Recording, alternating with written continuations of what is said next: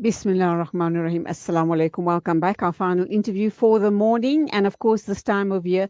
But I guess here in South Africa, every season, every day of the year can be Braai Day, can it not? We love our braais, don't we? And that's exactly what we're going to talk to Najeeb about, and that is how to perfect your braai skills. He's with Forsmay Butchery, and he's going to share some trade secrets with us. Assalamu alaikum to you, Najeeb. Welcome to the program. Walaikum salam to Allah. Yeah, I Okay, think now is the perfect time for Braai season for everyone. Yeah, I think we in South Africa need any excuse to have a braai, isn't it? 100%. For us, every day is Braai day. You put it perfectly. Okay. Um, the secrets of perfecting your braai skills. There's those people who believe that you have to have a coal fire, and there are other people who use the gas braais. Your thoughts on what makes the perfect braai? Okay, both of them, I think, have their advantages and disadvantages as well. I think cold braai is your traditional braai. You get a different flavor out of it, I feel like it's just a different experience, making the fire, waiting for it to come right. All of that, it adds to the experience of the braai, I would say. Gas braai obviously is the easiest route, the simplest route for most people. But like I said, it's not. They both have their advantages and disadvantages. However, personally, I feel like cold braais just they give the meat a different flavor that you won't get out of a gas braai. I also know that a lot of people, when they're doing a coal or a wood braai, a wood fire braai, they choose specific types of wood, and they swear by the fact that that enhances the flavor of the meat, apart from your marinades, etc., that it enhances the flavor of the meat. Would you agree with that? And what brand woods would you then recommend people to use? Okay, so basically, you do get the different type of woods in that you get. It does add a different flavor. It's not necessarily a flavor that everyone wants. It's almost what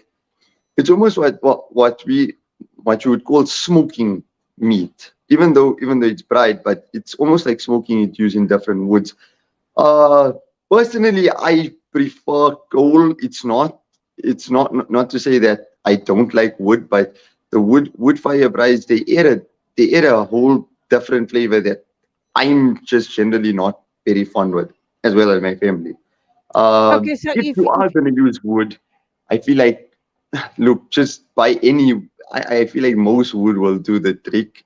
I don't think it's necessarily specific. There is different woods, like you get cherry wood and other types, cherry wood, redwood, all of those that add a different flavor. Most people find, but personally, I've never, I've never found it and like something that's so dramatic that you would notice. Okay, so what's the do's and the don'ts of a perfect braai?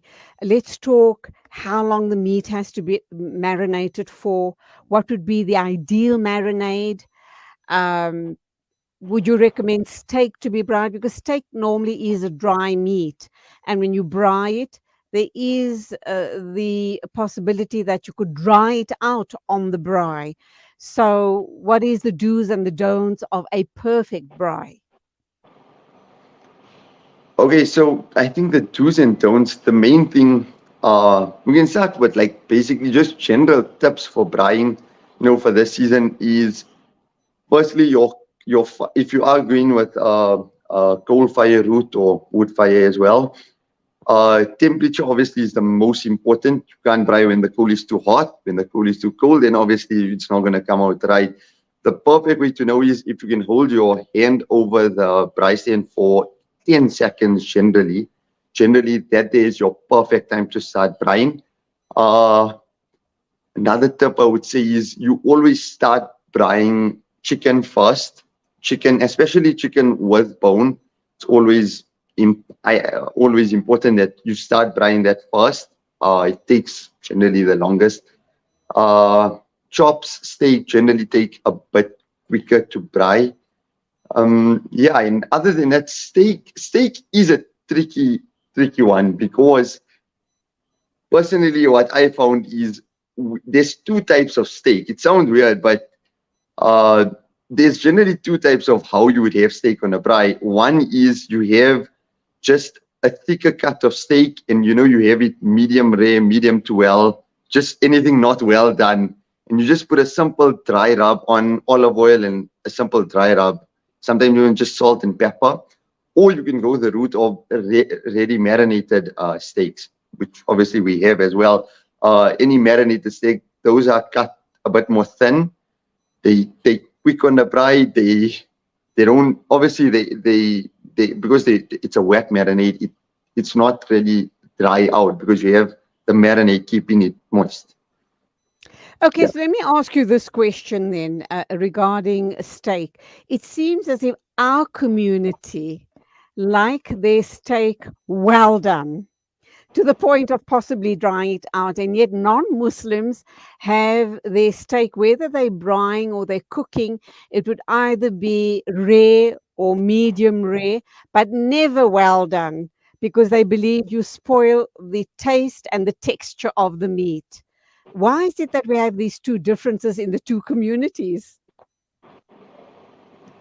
Okay, so I'll be honest. I don't exactly know what it is, but like why people choose it. But for example, just in my family alone, I'm the person that eats my steak medium to well, medium rare, stuff like that. My father, my mom, everyone else basically, they cannot handle the sight of how my steak Blood. is normally. They want it basically burnt, I would say. Right, right. Yeah, Okay. I feel like the difference is a lot of in our community people find that a rare steak or medium to well steak is not fully done. In Indian community and the Muslim community, we cook everything until the point it's almost burnt. In my We opinion, incinerate it. yeah, exactly. We cook it. I mean, most of us we cook using pots and pans. You pressure cook it. Some people pressure cook it and stuff. So obviously that is gonna it cooks the meat until the point where it's basically well done. That's known as well done. I feel like that's mainly the reason why most people can't handle looking at a steak that's not well done, where it's cooked well through. I And yet, personally, yeah, yeah. and yet, Najeeb, the medium, rare to medium steak. I've been told I don't eat red meat, by the way, but I've been told that when you cut it, it's very buttery when you eat it. The medium or the medium steak, or even the rare. I've been told that it's very buttery, whereas the well done is dry. It can tend to get dry. But having said that, I want to also ask you about the most successful never fail marinades that you can tell us about. And the big thing currently with our community is the Wagyu steak. Terribly expensive, but what is so great about Wagyu steak? I know they talk about marbling and all of that. What does it do for the flavor of the steak?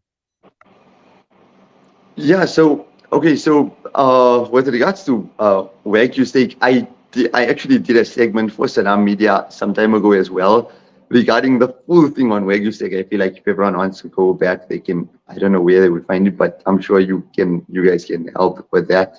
Wagyu steak, just a small thing regarding it. It's expensive because it's known for marbling. Marbling is fat that runs through the meat. It completely changes what a normal steak is. If you've had a Wagyu steak, it's almost difficult to eat a normal steak afterwards. It gives it a buttery texture, a Ah, different flavor, and it's I think about 20, if not more times more tender than normal meat. It's just a Okay. different experience. That's And more also obviously why it's more is expensive. there a special way to cook the Wagyu steak? Not necessarily. I feel like you can cook it the way you would normally cook a steak. The beauty of Wagyu steak is that whether you're having your steak well done, whether you're having it medium to well, medium rare, anything, it's going to be better than choosing a normal steak. And with regards to Wagyu and that, it's not always terribly expensive. I mean, we have a special on now for Angus steak. Angus steak is just one below Wagyu, but it's a lot more better than normal steak. That costs 150 a kilo. 150 for Angus steak is, I think, not bad. I mean, that's cheaper than normal sirloin steak, what you would pay. Obviously, it's a special now, but you can find different alternatives in it. And with regards to the marinade, I feel like you never answered that. I think look, Forsmay, alhamdulillah, we known for our one type of marinade, which is our main one. We call it our Forsmay original Braai marinade. If most, if anyone's eaten our chops and that at a Braai before, it's just we call it our Forsmay marinade. We use it on a lot of different stuff. We have it for chicken. We have it on steak as well. Yeah, and it works. And obviously, we have a wide variety of marinades. If you prefer hot, we have piri piri, salt and pepper for mild. Many other ones as well. Barbecue, saucy ones, different. The list is honestly endless.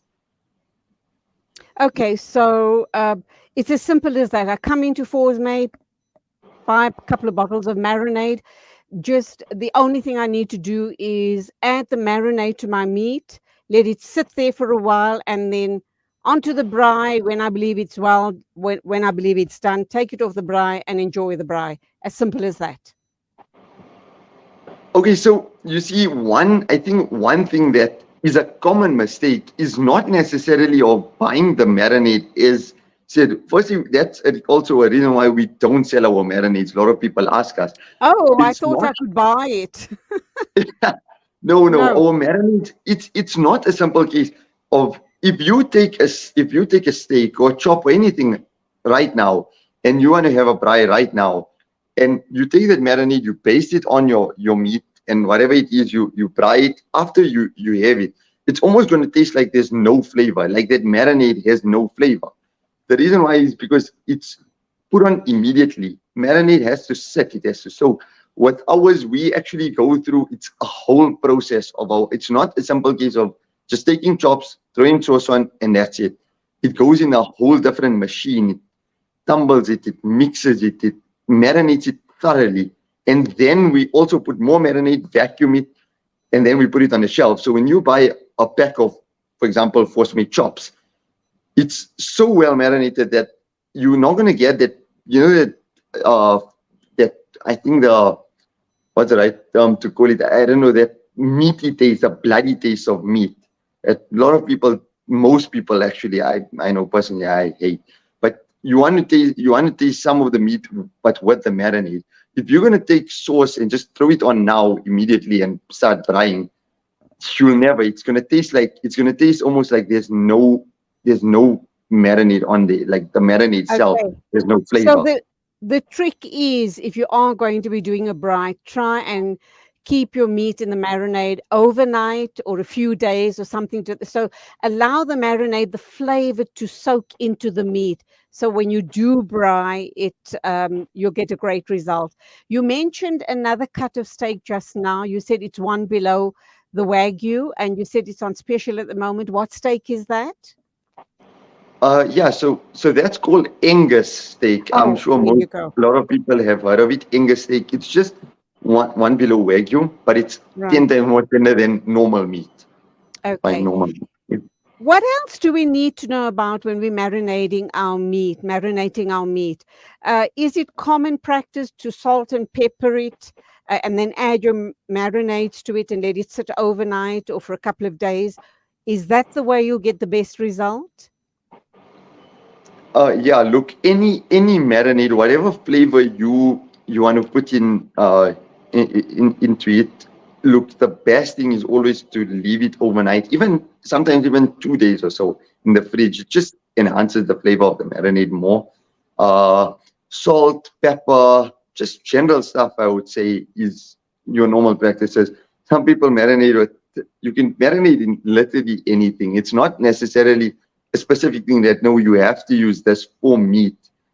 I mean, I know people that use anything, take tomato sauce and they leave it to soak in tomato sauce. And then they fry the meat and add maybe salt and pepper. Sounds weird, but it actually works as well. Anything really that, any sauce that you would buy, you can marinate with. Okay, so But you're I feel like saying most use. people come to Forsmay for the ease of knowing everything is ready marinated, taking it and just starting to fry. Another tip I would say before people, yeah, before someone fries the meat, it's very important. Well, yeah, it really is important. It makes a very big difference that most people don't know is that to take out your meat, if firstly if you're freezing it, then you have to let it defrost for a long time. But generally the most important thing to do is if you're keeping your meat in the fridge and you brine the next day, uh, it's very important to take out any meat, everything for that matter, half an hour beforehand, let it come to room temperature and then start frying. Ah, It's very important okay. and it makes a massive difference to the actual tenderness of the meat as well. Wow. Okay, I'll bear all of that in mind and pass it on to the Braai master in my family so that they can get an understanding of how to make the perfect braai. Anything else we need to know before we let you go? So it's okay to season the meat with salt and pepper and whatever else if you're braaiing beforehand. It's not going to impact on the tenderness or the final result of the meat. It's okay to do the seasoning beforehand, apart from Yeah, marinating. Is it also exactly. okay? Can you brine meat that has just been seasoned, maybe with salt and pepper, or maybe with a bit of garlic and lemon juice? Will you still get a good result? Yeah, 100%. So, for example, as I spoke about the different types of steak, like if you buy in a thicker cut and you want to have it medium to well, most people, if you buy a plain, for example, I think the nicest piece is maybe a piece of ribeye, and you want to cook that. Generally, you don't marinate it with any wet marinade. You just put a dry rub, and the best way to do a dry rub is you put a bit of olive oil. You don't have to marinate this beforehand. Any dry rub seasoning you're putting on, it's not a necessity to marinate it overnight. It's not gonna impact it at all, and as well as the flavor. Generally, with a cut of steak like that, it's a simple case of just putting some olive oil on, frying it, and then throwing a bit of dry rub on, you'll get a perfect result. Salt, pepper. I mean, that's how I cook most of my steaks, to be honest.